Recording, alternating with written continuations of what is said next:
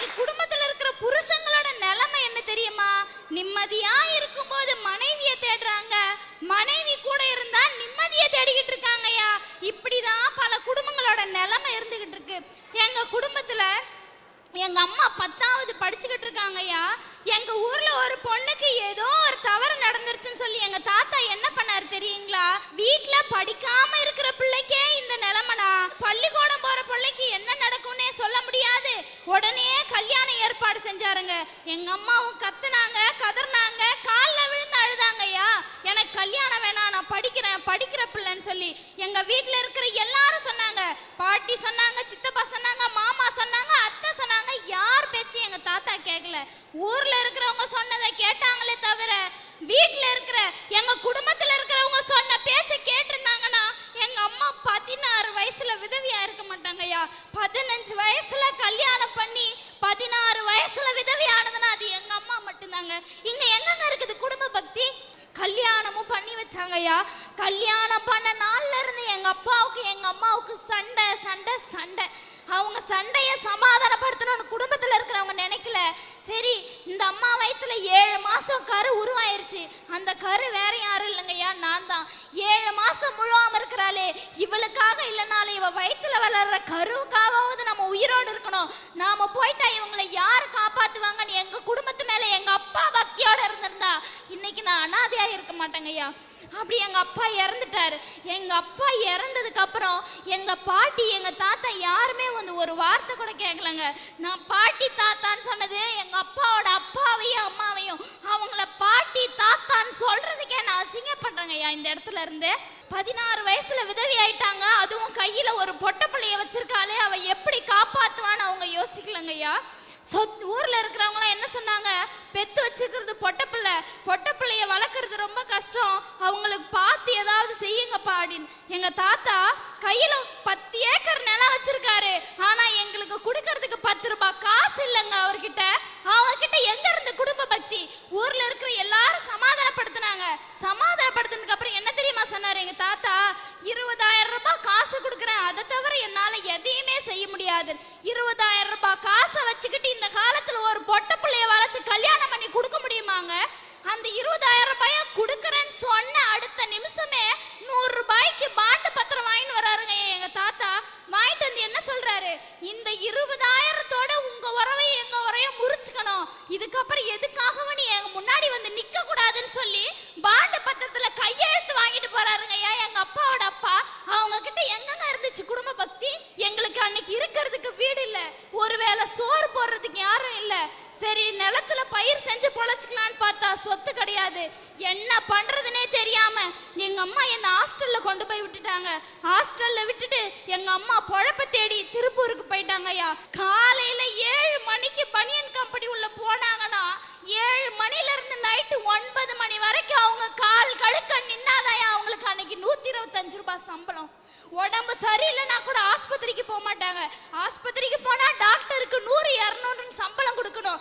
அந்த பணத்தை வச்சா நம்ம பிள்ளைக்கு ஒரு பேனா வாங்கி கொடுக்கலாம், ஒரு நோட்டு வாங்கி கொடுக்கலாம். கஷ்டப்பட்டு எங்க அம்மா என்ன படிக்க வச்சாங்க. ஹாஸ்டல்ல 13 வருஷம் இருந்தாங்கய்யா. 13 வருஷத்துல ஒரு நாள் கூட, ஒரு நிமிஷம் கூட எங்க தாத்தா வந்து என்ன பார்த்ததில்ல, எங்க பாட்டி வந்து என்ன பார்த்ததில்ல, எங்க அத்தைங்க வந்து பார்த்ததில்ல, எங்க சித்தப்பா வந்து பார்த்தது இல்லைங்கய்யா. ஹாஸ்டல்ல படிக்கும் போது பேரண்ட்ஸ் மீட்டிங் வைப்பாங்க. எல்லா பிள்ளைங்களுக்கும் பேரண்ட்ஸ் வந்து நிற்பாங்க.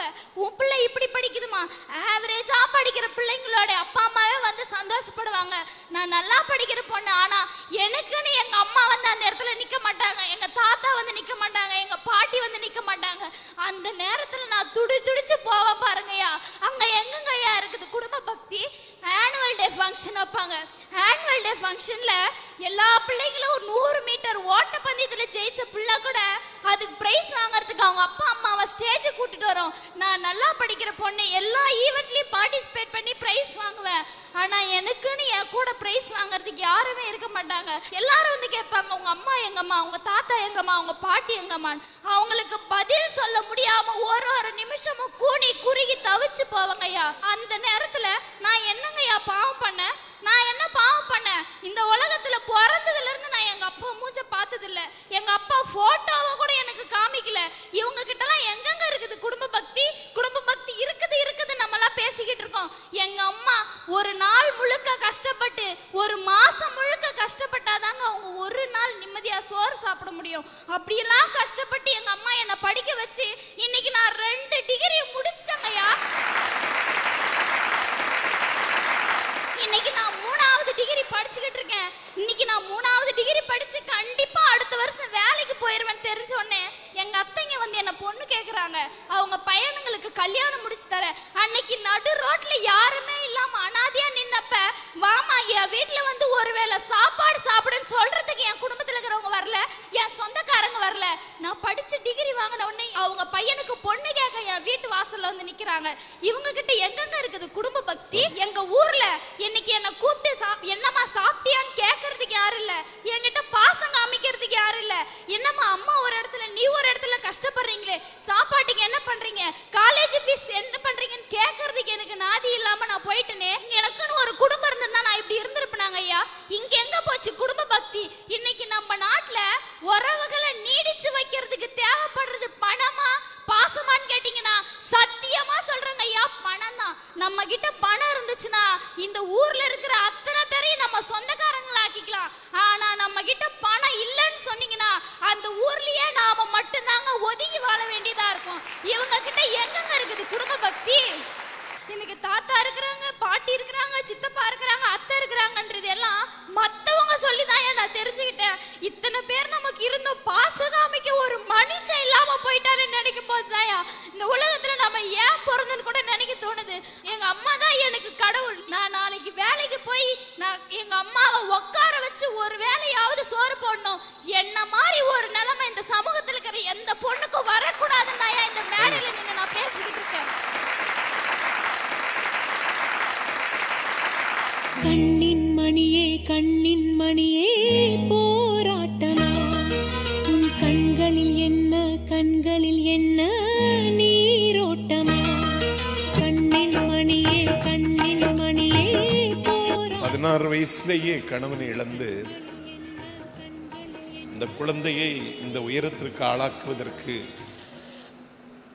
எங்கோ ஒரு இல்லத்தில் கொண்டு விட்டுவிட்டு திருப்பூரில் 12 மணி நேரம் பாடுபட்டு இன்றைக்கு அவள் பிஎஸ்சி பிஎட் பட்டம் பெற்றிருக்கிறாள் திவ்யா. இந்த குடும்பத்திற்கு பின்னால் இருக்கிற வலி வருத்தம் இந்த மண்ணில் யாருக்கு நிகழக்கூடாது. குடும்பம்ங்கிறது அம்மா மட்டும் இல்லை, அப்பா அம்மா தாத்தா பாட்டி அத்தை மாமா சித்தி சித்தப்பா அண்ணன் தங்கை எல்லாம் சேர்த்து தான் உறவு. ஆனால் எந்த உறவினுடைய பாசமும் எந்த உறவினுடைய வாசமும் கிடைக்காமல் இந்த திவ்யா இந்த உயரத்துக்கு வந்திருக்கிறாள். என்ன படிக்கணும்னு நீ நினைக்கிறியோ அந்த கல்வி செலவு அத்தனையும் எஸ்ஆர்எம் பல்கலைக்கழகத்தினுடைய வேந்தர் பாரிவேந்தர் அவர்கள் ஏற்றுக்கொள்வார்கள்.